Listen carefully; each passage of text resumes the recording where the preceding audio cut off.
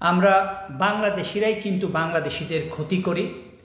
আমার সাথে এই যে ভাইটা আছে, উনি গত 1 বছর আগে মিলানোতে একটা পার্টি তৈবা খুলেছে। পার্টি তৈবা বলতে বোঝায় একটা নিজের প্রতিষ্ঠান খুলেছে, সেই প্রতিষ্ঠান খুলে উনি গ্লোবাল কাজ করছে। কিন্তু সেই ভাইটাকে বোঝানো হয় নাই যে ইটালিতে কোনো প্রতিষ্ঠান খুললে যে 3 মাস পরে পরে ট্যাক্স দিতে হয়, গভর্নমেন্টকে সারা বছরে 1,500 থেকে 2,000 ইউরো ট্যাক্স দিতে হয়। আর এই ট্যাক্সগুলি যদি আপনি না দেন, আপনি যখন কমিশন দিতে যাবেন, ইন্টারভিউ দিতে যাবেন ম্যাজিস্ট্রেটের কাছে, তখন আপনাকে কেসটা সাথে সাথে রিজেক্ট করে দেবে।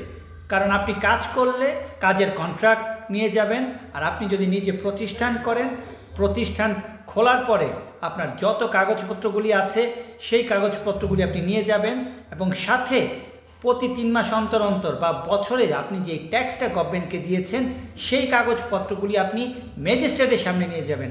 আর এগুলি যদি আপনি না নিয়ে যান, আপনার কেস নেগেটিভ।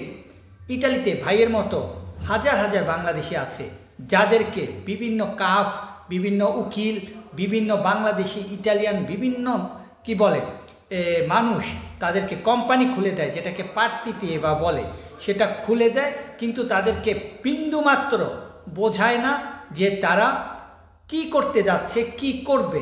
এটা শুধু প্রতারণা না। আজকে যদি এই ভাইয়ের কাছ থেকে আমি 100 টাকা নেই, আমি তো সেটা আমার পকেটে ভরবো, কিন্তু ক্ষতিটা যে আমি ওনার করছি সেটার ভুক্তভোগী কিন্তু এই ভাই হবে। কালকে যখন ওনার নেগেটিভ হবে, ওনাকে রিকোর্সের জন্য আরও টাকা খরচ করতে হবে। তারপরে যদি ইটালিতে ফোলিও দি ভিয়া মানে ওনাকে ইটালি ছেড়ে যাওয়ার জন্য পারমিশন দিয়ে দেয়, তাহলে ওনার জীবনটা কে নষ্ট করলো? ওনার জীবনটা তো নষ্ট করছি আমি। মাত্র 100, 200, 500 টাকার জন্য ওনাকে কিছু বোঝাইনি, ওনাকে কিছু বলিনি।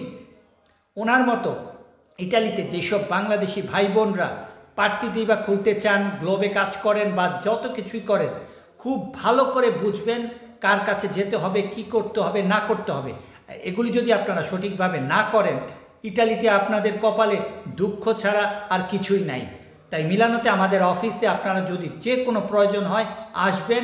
কাজ করার আগে আপনাদেরকে বোঝানো হবে আপনি কি করতে যাচ্ছেন, আর সেটা যদি না বুঝেন, আপনি নিজের পায়ে নিজে কুড়াল মারছেন। ধন্যবাদ।